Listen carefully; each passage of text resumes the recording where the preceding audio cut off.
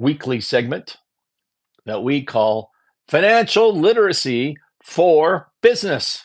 Here it is, our Financial Literacy for Business segment. And today we are going to cover ROI. What is an ROI? Return on investment. Return on investment, commonly known as ROI. So what is that? A return on investment it's a performance measure used to evaluate the efficiency or profitability of an investment. Let's stick with profitability.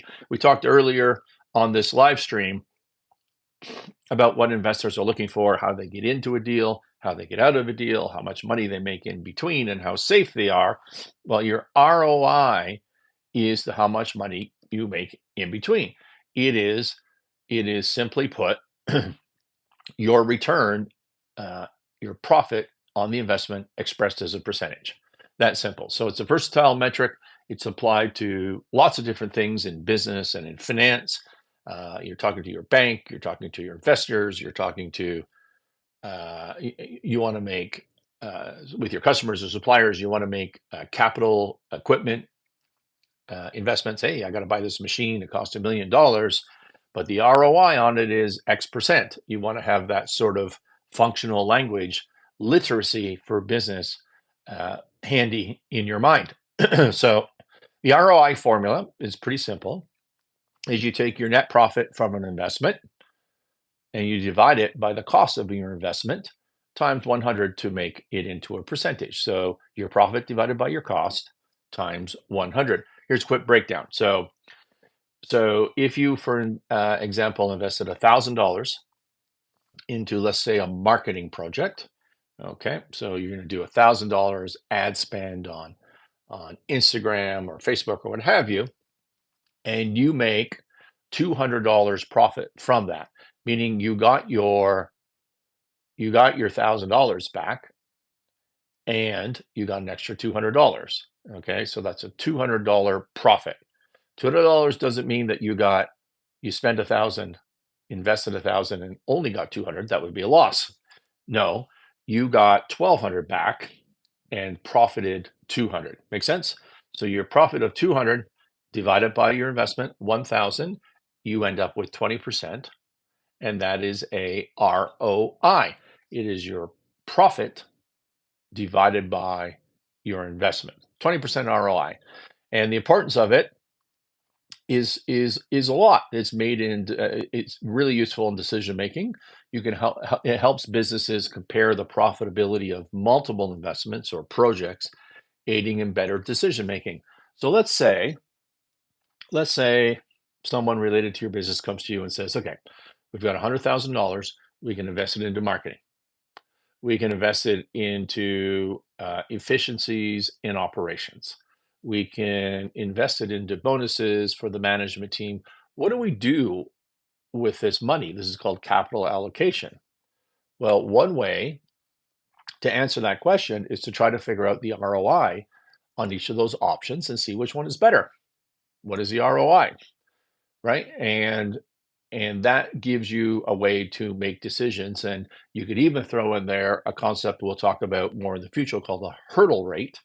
And a hurdle rate is like, it's your minimum ROI before you do anything or get out of bed. I don't want to spend any money in my business on something that generates less than a 8% ROI. You've created 8% as what they call a hurdle rate. You have to hurdle over that before you actually do something and spend money on it. So it helps in decision making. It's a performance measure, of course, which is really the same as decision making, but after the fact, right? How did this decision actually work out? What was my real ROI on this? Resource allocation, we just talked about that. And I should say that, or you should know that, as you talk about ROI, that ROI has lots of limitations. I'm fearful that my voice is turning into Joe Biden during the debate. I should be issuing a press release as we are talking that says I have a cold of some sort, even though I don't. Maybe I'm just aging with dementia. So you have limitations on ROI. And the limitations, number one, and I think a key one, is time. Okay, so ROI does not consider the time period over which the return is generated. A 20% ROI in year one is a 20% real return. Okay, and a 20% annualized return. If you get 20% 3 years from now, that is not the same as 20% 1 year from now. Make sense? So ROI does not deal with the time value of money, which is a significant flaw in ROI. And it doesn't deal with the risk factor associated with the investment. So if you have project A and project B, and you want to put $100,000 in your business into project A, and it generates a 15% ROI, and you've got project B, and it generates a 18% ROI in your business, you go, wow, 18 is better than 15. But what if B is way riskier and A is a slam dunk? Maybe B is not better than A. It is on an ROI basis, but the risk is different, and risk and reward are completely related, right? We've talked about that before. And so there's a limitation of ROI. It doesn't deal with the time value of money, and it doesn't deal with risk. There's other tools that can help with that. We'll talk about them some other time in our financial literacy for business series. One of them would be a net present value.